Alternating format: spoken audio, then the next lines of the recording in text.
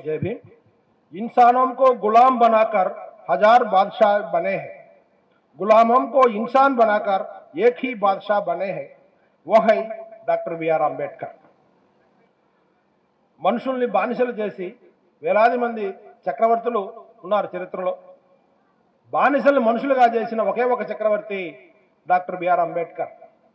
అంబేద్కర్ గారి సందర్భంలో ఈ దేశం మాది కత్తి పద్మారావు కవిత్వం, ఆ పుస్తకానికి సంబంధించినటువంటి సందర్భంలో మిమ్మల్ని అందరినీ కలిసి వేదిక మీద ఉన్న గురువు గారు ఇనాక్ గారు, అన్న జూలూరి గౌరీశంకర్ గారు, కోయికోటేశ్వరరావు గారు, విజయారావు గారు, శ్రీనివాస్ గౌడ్, తమ్ముడు పసునూరు రవీందర్, మీ అందరికీ మరోసారి జై భీమ్ తెలియజేస్తూ, పద్మారావు గారు ఈ పుస్తకాన్ని తీసుకురావడం నిజంగానే గొప్ప విషయం। దీంట్లో ఇది పేజీలు కూడా చెప్పేశారు, ఆల్రెడీ 467 పేజీలు ఉంది।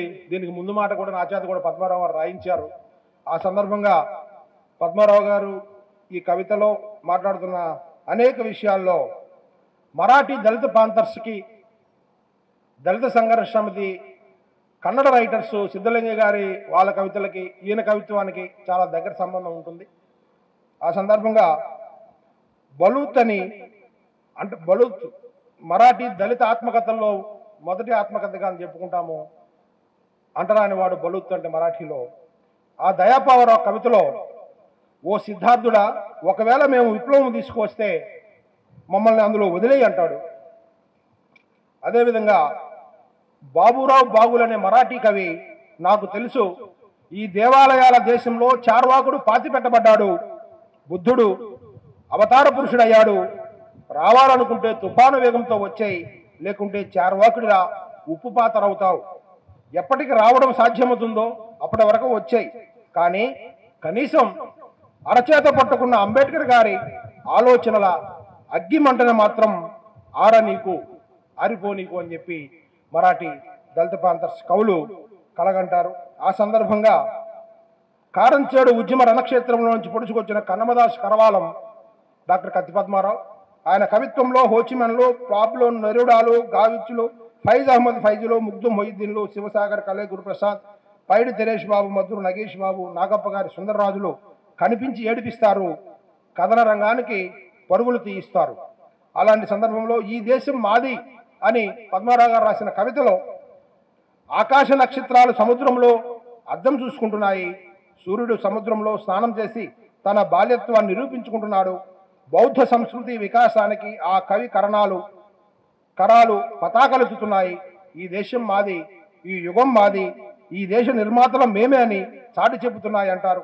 మరో చోట ఆమె పాదాల నెర్రెలు ఒక పునఃస్పష్ట సంకేతాలు కవితలో, మీరు మానవ సంస్కృతి నుండి శిల్ప సంస్కృతికి ప్రణమిస్తున్నారు, అందుకే మీలో మానవతా స్పర్శ లేదు, అందుకే మళ్ళీ ఆ దళిత తల్లి మానవతా పాఠశాల, అందులో విద్యార్థులు అవుదాం రండి, అప్పుడే భారతదేశానికి పునరుజ్జీవం అంటారు।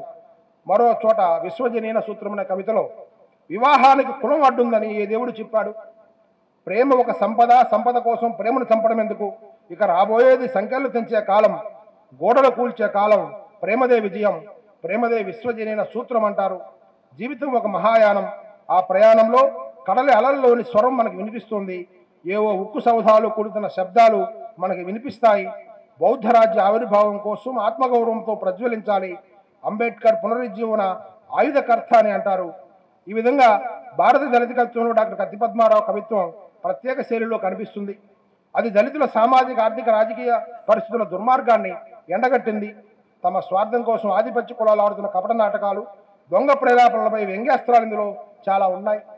ఈ విధంగా హిందీలో కూడా మరాఠీ కవిత్వాన్ని అనుసరిస్తూ ఆ ప్రేరణతో అంబేద్కరైట్ కవిగా ఉన్నటువంటి జయప్రకాష్ కర్దం కూడా, కబ్ తక్ చలేగా ఏ జుల్మ్ ఔర్ సితమ్ కా సైలాబ్, ఏకు భాయి భూకా సోతా హై, దూసరా ఖానా ఫేంకుతా హై అంటారు।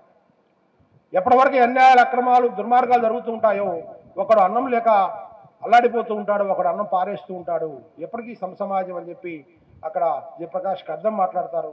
అలాంటి చైతన్యంతో తెలుగులో కూడా పద్మారావు గారి సాహిత్యం వచ్చింది। ఈయన లేరా లేరా దళితుల యుగమేదరా అనే విధంగా అనే పాటలో కూడా చాలా సందేశం ఇస్తాడు। మాకు సెంట్రల్ యూనివర్సిటీలో అంబేద్కర్ అసోసియేషన్ తరఫున మేము పనిచేసేటప్పుడు పద్మరావు గారు వచ్చి అనేక సందర్భాల్లో అనేక ఉపన్యాసాల్లో మాకు సందేశం ఇచ్చిన సందర్భం కూడా గుర్తు చేస్తున్నారు.